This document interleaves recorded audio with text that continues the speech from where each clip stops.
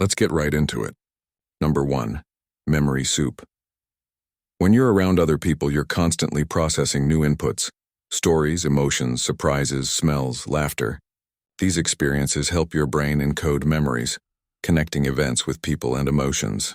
But isolation cuts those inputs off, and over time, your memories start to lose shape. Think of it like this.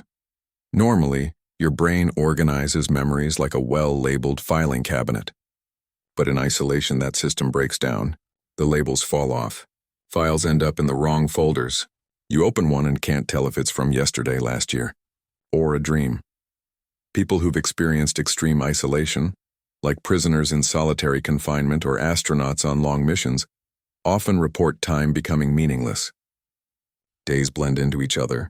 You forget whether something actually happened or you imagined it. This is memory soup, a mental fog where memories swirl together without structure. This happens because of decreased activity in the hippocampus, the brain's memory center. Without stimulation, the hippocampus shrinks, literally reducing your brain's ability to remember clearly. Even mild isolation, like during long remote work periods, can cause this foggy feeling. That's why you might feel more forgetful or spacey after days of being home alone. Your brain craves interaction. It's not just emotional, it's structural. Number 2, conversation with furniture. Sounds funny, right? But when you're truly alone for long periods, your brain starts reaching out for connection, even if it's with things that can't talk back. People in isolation have reported talking to their furniture, their walls, even their own reflections. This isn't madness, it's actually the brain's coping mechanism. We're social creatures hardwired to communicate. When there's no one around, the brain starts inventing interactions to fill the silence. In a famous experiment, researchers isolated participants in quiet rooms with no social contact. Within days, some began imagining voices, hearing footsteps, or talking to imaginary people. Their brains were so deprived of interaction, they began to create it. Even in mild cases, like during COVID lockdowns, many people found themselves chatting with pets, plants, or even their computer screens. These interactions feel oddly real, because the brain is doing what it knows best, trying to stay socially connected. This is your brain's survival instinct in action. Throughout human history, social isolation often meant danger, being cut off from the group. So your brain will do anything to recreate a sense of connection, even if that means holding a heartfelt conversation with your toaster. Number 3. Mirror madness. Imagine staring into a mirror and not recognizing the person looking back. Prolonged isolation can lead to a bizarre effect known as mirror madness. Without social feedback, people reacting to your voice, your smile, your presence, your brain loses its reference points for self-image. You start to question how you look, how you sound, even who you are. People stuck in isolation for long periods often report feeling detached from their appearance. You might catch your reflection and feel like you're looking at a stranger. Some people even start noticing imaginary flaws, obsessing over tiny things no one else would see. This can lead to something called derealization or depersonalization, where you feel unreal, like you're watching yourself from outside your body. It's unsettling, and it's a known consequence of social deprivation. In one psychological case study, a man who spent months alone in an Arctic station began to feel that mirrors were lying to him. He was convinced his face was changing daily, that something was wrong with his skin, his eyes. In reality, nothing had changed but his lack of human contact. This shows just how deeply we rely on other people to confirm who we are. Without those subtle glances, smiles, or even frowns, your identity begins to drift. The mirror becomes less of a reflection and more of a mystery. Number 4, the pain of loneliness. Loneliness doesn't just hurt emotionally. It literally hurts your brain like physical.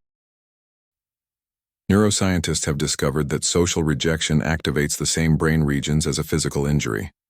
That means being ignored or isolated lights up your pain centers just like a punch to the gut. Evolution has hardwired us this way. In early human history, being left out of the group could be fatal. So the brain made loneliness painful as a survival alarm, a signal to reconnect and stay safe. But when that loneliness becomes chronic, the alarm doesn't shut off. Your brain stays in a state of stress. Cortisol levels rise, your sleep gets worse, and inflammation in the brain increases, which can lead to depression, anxiety, and long-term cognitive decline. In older adults, chronic loneliness is even linked to a 40% increase in the risk of dementia. It's not just about being alone. It's about feeling disconnected. You can be in a crowd and still feel isolated if your connections aren't meaningful. This shows us how vital genuine social bonds are, not just for happiness, but for the basic functioning of the human brain. Number 5. Reality starts to leak. When you're isolated for too long, something strange begins to happen. Your sense of reality starts to leak. People begin experiencing mild hallucinations, hearing someone call their name, seeing shapes move in the corner of their vision, or feeling watched when no one is there. In extreme cases, this becomes full-blown psychosis, where imagined events feel entirely real. This happens because the brain, in the absence of stimulation, starts to make things up. It's not trying to deceive you. It's trying to keep you grounded in an environment that no longer gives it input. Think of the brain like a projector.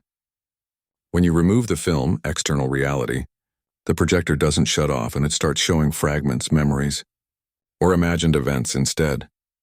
One prisoner who spent months in solitary confinement said he began seeing figures in the dark, and once had a full conversation with his dead father.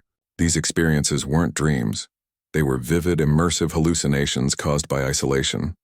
Even in normal life, long periods of loneliness can make the world feel less real.